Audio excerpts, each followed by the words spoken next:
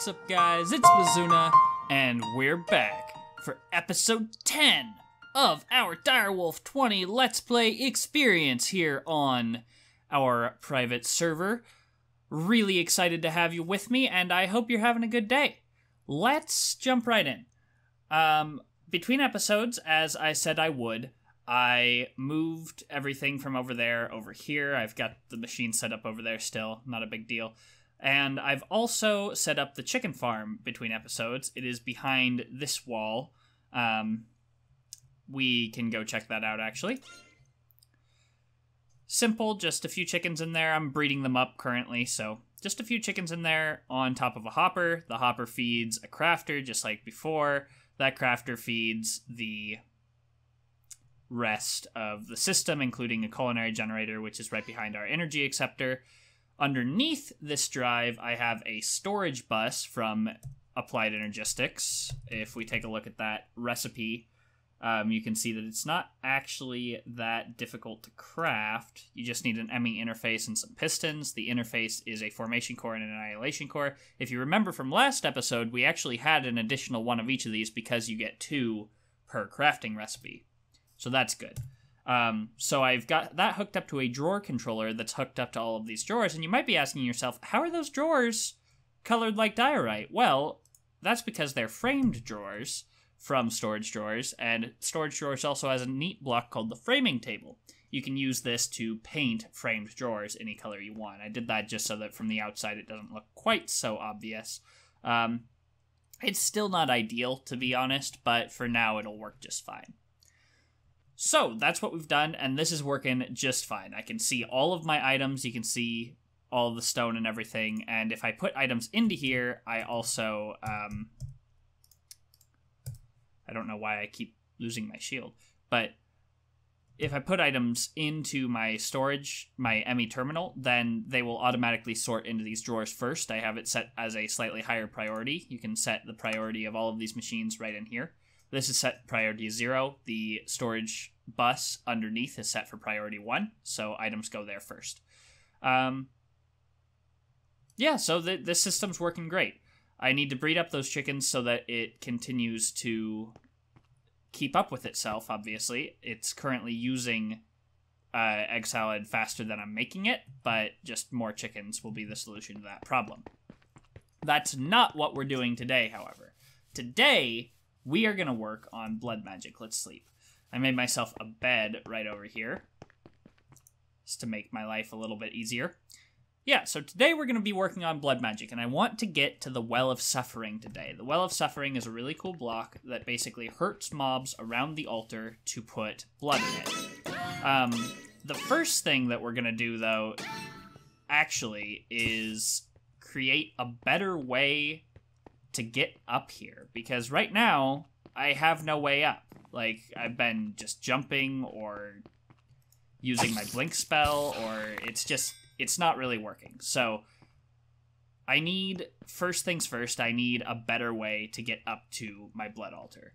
The next thing we're going to need to do after that is find a place to set up the Incense Altar, because I have crafted some of the paths that you put around it to make it better. So the Incense Altar, you remember from last episode, or the episode before that? I don't remember when we covered the Incense Altar, but anyway, the Incense Altar was sitting here, and you remember it allows us to prick our finger once with the sacrificial dagger and take all of our hearts and give a bunch of blood to the altar. You can actually upgrade that. It's a multi-block with paths and scenery, and basically the idea is to make a tranquil space, which then gives you a bonus on your self-sacrifice with the sacrificial dagger. Sacrificial dagger. So we're going to need a place to set that up. We're going to need a better way to get up here. I'm thinking that I'm actually going to build a spiral staircase around this tower. I kind of got that inspiration from the chicken farm being where it is. You can see that it would be an excellent way to build a staircase up and around this tower. How I'm going to do that aesthetically speaking, I'm not sure. We may or may not time-lapse it as well. You'll know in just a moment. I won't know until I actually build the thing. But but yeah, I'm thinking a spiral staircase will be really cool. Might even be like twin spiral staircases, because I think... I'm not quite sure, but I think that one spiral all the way to the top won't actually cover this entire tower, so we can have one in front, one in back, maybe? Not sure.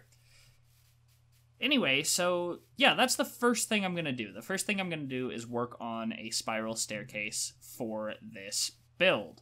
And if I do decide to time-lapse it, I guess, enjoy the time-lapse. So, a slight change of plans. After trying to build the staircase a few times, it just never was quite working out. So, I opted for an elevator from RF Tools, which is a really, really cool block, as you can see. Basically, the elevator blocks, well, they act as an elevator. You can build a platform with them, and then they act as an elevator to take you up and down. So that's really, really cool.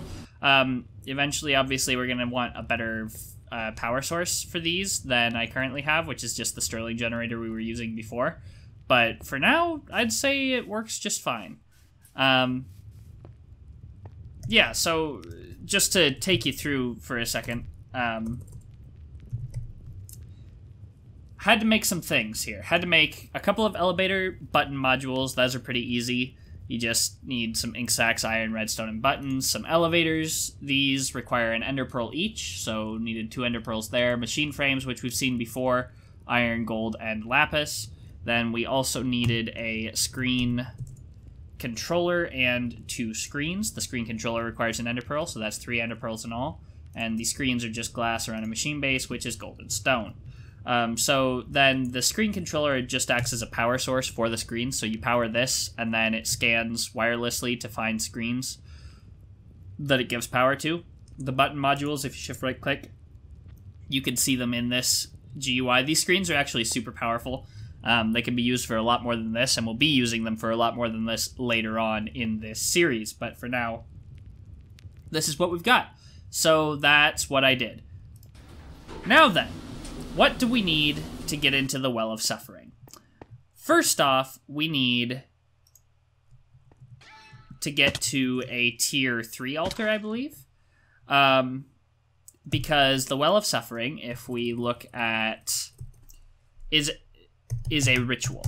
And every ritual needs a Master Ritual Stone, which, as you can see, requires a tier 3 altar, tier 3 orb. And those require Ritual Stones and Obsidian.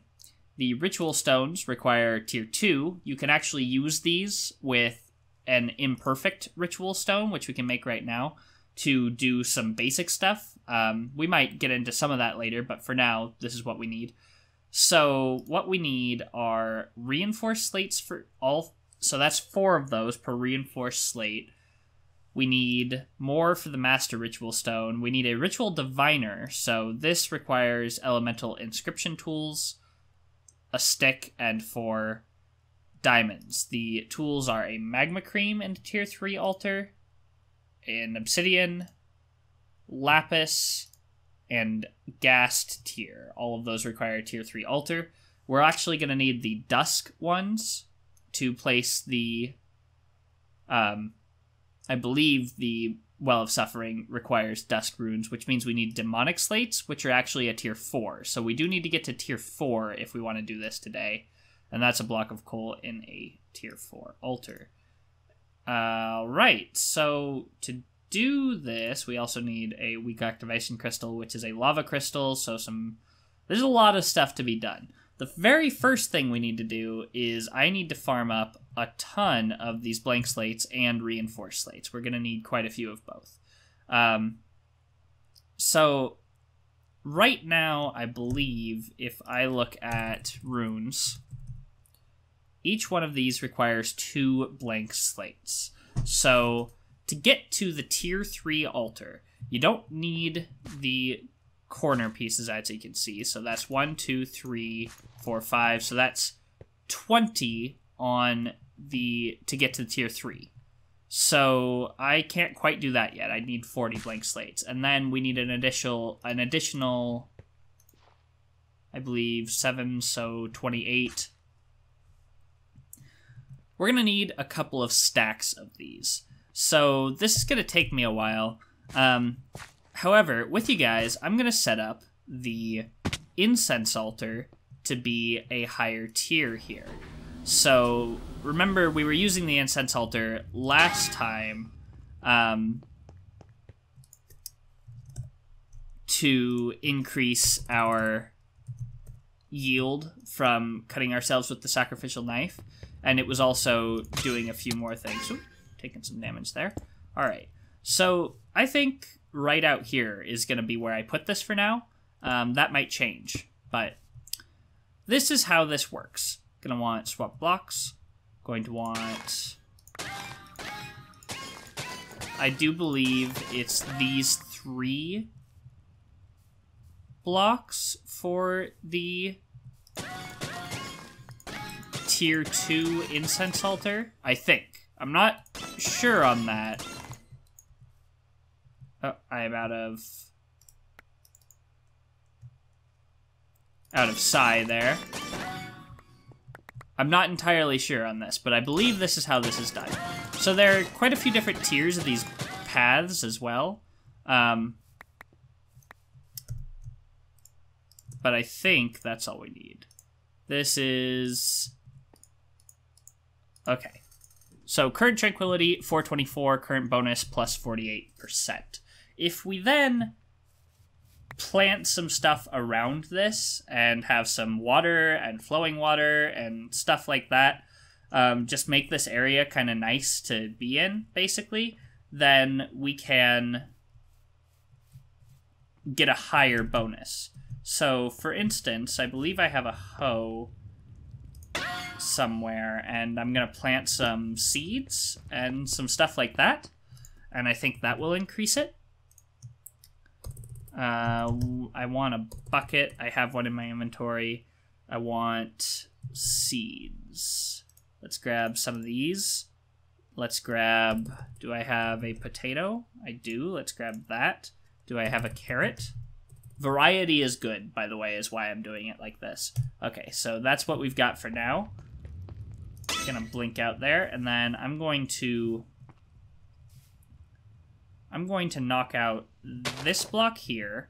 I'm going to knock out this block here, and I'm going to place a block underneath of this,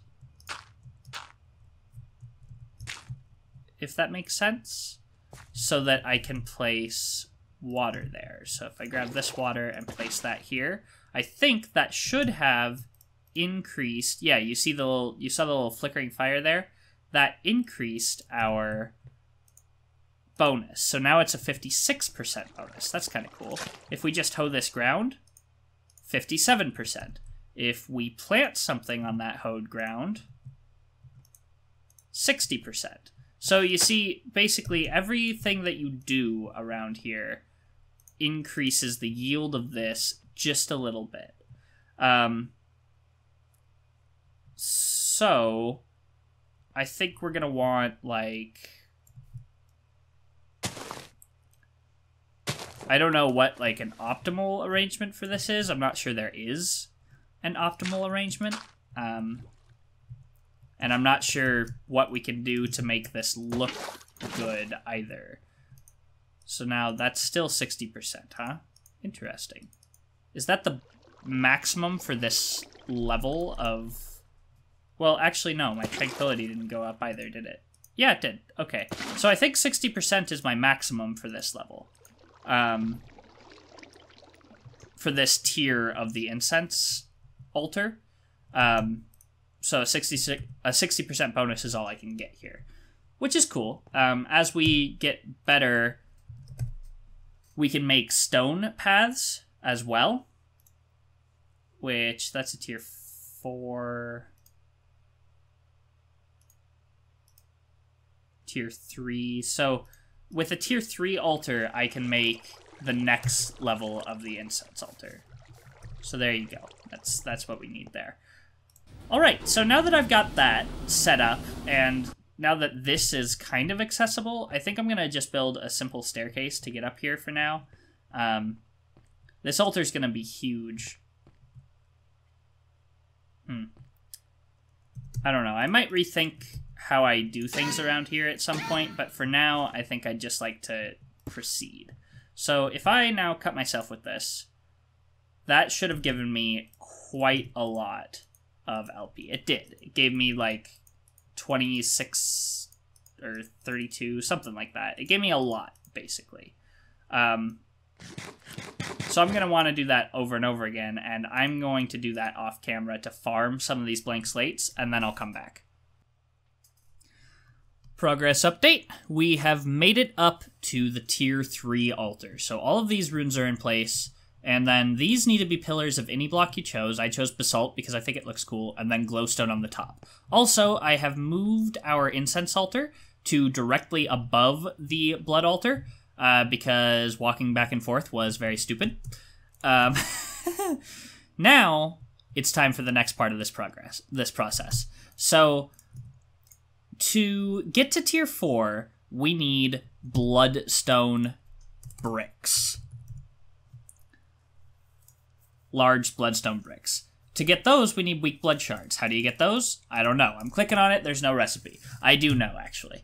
How you get those is you kill things with a bound sword. So we're going to need to make ourselves a bound sword. And to do that, we're going to need binding reagent in our alchemy array with a diamond sword. To make this, we need a common Tataric gem at least, if not higher. The common Tataric gem is made with a lesser Tataric gem, an imbued slate, a block of gold, and a diamond. Imbued slate is the 3rd tier of slate. So you leave the reinforced slate in there, and you get your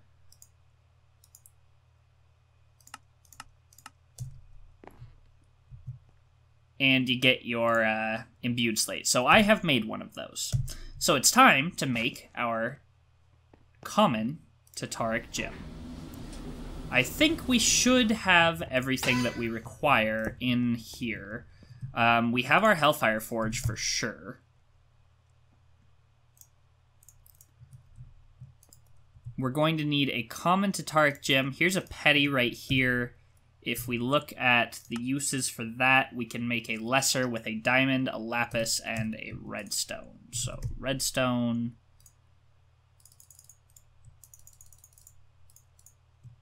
lapis,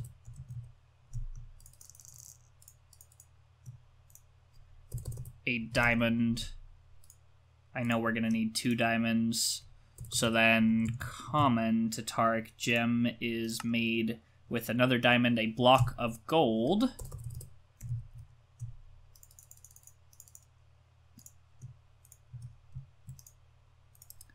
alright, so I'm going to need all of this stuff.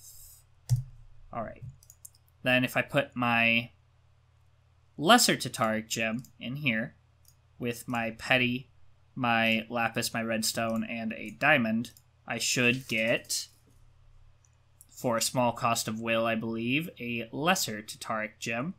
And then if I put that back in with diamond, gold, and an imbued slate,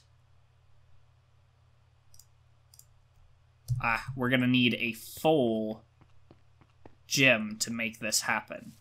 Luckily, it is nighttime, so this isn't going to be a problem. I assume it requires a full Tataric gem, and that's why it wasn't working. Shouldn't be hard to do. Don't want to deal with the creeper. I would rather deal with these spiders.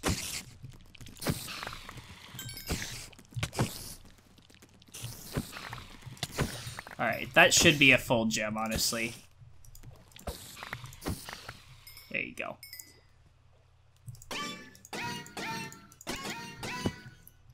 So this should be what we need to get the common Tataric gem, which, by the way, means that our sword is going to be doing even more damage now. So there's our lesser Tataric gem in with that to give us a common Tataric gem. Excellent. So then we can just shift right-click that guy, put it in there. We're going to use it the next time. And we need at least 400 will in this thing in order to make our binding reagent. And we're going to need a bit of this stuff because another thing I'd like to do this episode is I would like to make the living armor from Blood Magic, which is an incredibly powerful armor set. So I'm going to go hunt some mobs here, fill this guy up, and then I'll meet you back with a full Tataric gem to make our binding reagent. I hate to do this to you guys, but we are so far out of time for this episode. Like, we're well over the time limit here. So I'm going to have to split this one up into 2 parts. A little sneak peek. I've already recorded the second part of this episode, so it's ready. It'll be coming out tomorrow. Don't worry. Yeah, but I'm going to have to split this one up into 2 parts. So I hope that you guys liked this episode. If you did, leave a like and a comment down below. Really helps me out. Subscribe for more content. And if you want recording to become even more a part of my life than it already is, consider clicking that button in the bottom right-hand corner. It'll take you to my Patreon page where you can become a supporter. I hope I see you next time. As always, this is Mizuna, signing off.